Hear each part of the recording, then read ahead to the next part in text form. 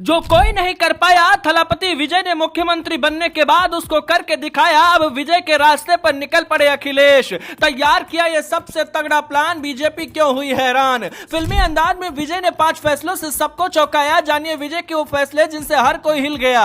अखिलेश ने बजाई ताली, यही अब यूपी में करेंगे अखिलेश। जो काम 6 दशक से तमिलनाडु की राजनीति में बड़े बड़े सूरमा नहीं कर पाए, उसे कल के आए एक फिल्म स्टार ने महजे के चुनाव में करके दिखा दिया। जी हां, हम बात कर रहे हैं थलापति विजय की, जिन्होंने मुख्यमंत्री की कुर्सी संभालते ही ऐसा पॉलिटिकल ब्लास्ट किया जिसने दिल्ली से लेकर लखनऊ तक की सियासत को हिलाकर रख दिया। मुख्यमंत्री बनते ही विजय ने किसी फिल्मी हीरो की तरह ताबड़तोड़ 5 ऐसे ऐतिहासिक फैसले लिए जिसने हर विरोधियों के मुंह पर ताला जड़ दिया। क्या है वो फैसले जो अखिलेश यादव को भी अपनी तरफ खींच रहे हैं, और कौन सा प्लान अखिलेश ने 2027 के लिए तैयार किया है, चलिए आपको पूरी कहानी हम बताते हैं। मगर थोड़ा सा समझिए विजय की राजनीति को। दरअसल तमिलनाडु विधानसभा चुनाव में थलापति विजय की पार्टी टीवीके ने ऐसा करिश्मा किया जिसकी कल्पना किसी ने की ही नहीं थी। द्रविड़ राजनीति के दिग्गज के बीच विजय ने अकेले अपने दम पर चुनाव लड़ा और 108 सीटें जीतकर सत्ता तक पहुंच गए। सबसे बड़ी बात यह रही कि उन्होंने किसी बड़े पार्टी के साथ गठबंधन नहीं किया। यही वजह है कि अब राजनीतिक गलियारों में चर्चा शुरू हो गई है कि क्या अखिलेश यादव भी यूपी में यही प्लान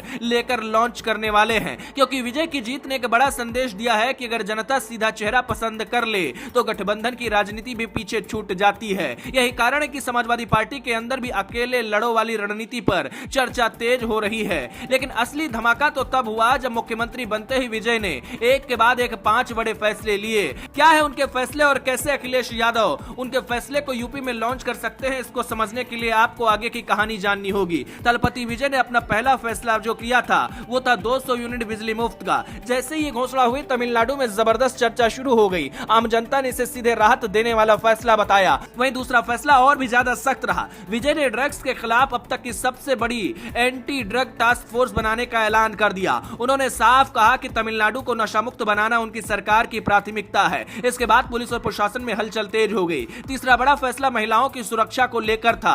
विजय सरकार ने महिलाओं के लिए स्पेशल कमांडो विंग तैयार करने का फैसला लिया। यानी अब महिला सुरक्षा सिर्फ बयान नहीं बल्कि स्पेशल फोर्स के जरिए जमीन पर दिखाई जाएगी। यही वजह है कि महिला वोटर्स के बीच भी विजय की लोकप्रियता तेजी से बढ़ती दिखाई दे रही है। विजय का चौथा फैसला सरकारी स्कूलों को लेकर आया। विजय ने साफ कहा कि सरकारी शिक्षा व्यवस्था को पूरी तरीके से बदला जाएगा। स्कूलों के इंफ्रास्ट्रक्चर, टेक्नोलॉजी और टीचिंग सिस्टम पर बड़ा फोकस करने की तैयारी शुरू हो गई। तमिलनाडु में से एजुकेशन रिवॉल्यूशन के तौर पर देखा जा रहा है। और 5वां फैसला जिसने सबसे ज्यादा सुर्खियां बटोरी है वो है भ्रष्टाचार पर जीरो टॉलरेंस की नीति। विजय ने साफ संदेश दिया कि चाहे कितना बड़ा नेता या अधिकारी क्यों ना हो, अगर भ्रष्टाचार करेगा तो बर्दाश्त नहीं किया जाएगा। यही कारण है कि चेन्नई से लेकर दिल्ली तक उनकी चर्चा होने लगी है। अब जरा यूपी की राजनीति पर आते हैं। अखिलेश यादव ने भी विजय को मुख्यमंत्री बनने पर बधाई दी थी और राजनीतिक विश्लेषकों का मानना है कि विजय के मॉडल को समाजवादी पार्टी बहुत ध्यान से देख रही है, क्योंकि यूपी में भी बीजेपी को चुनौती देने के लिए एक मजबूत और सीधा नैरेटिव चाहिए। बताया जा रहा है कि अखिलेश यादव अब गठबंधन पर पूरी तरीके से निर्भर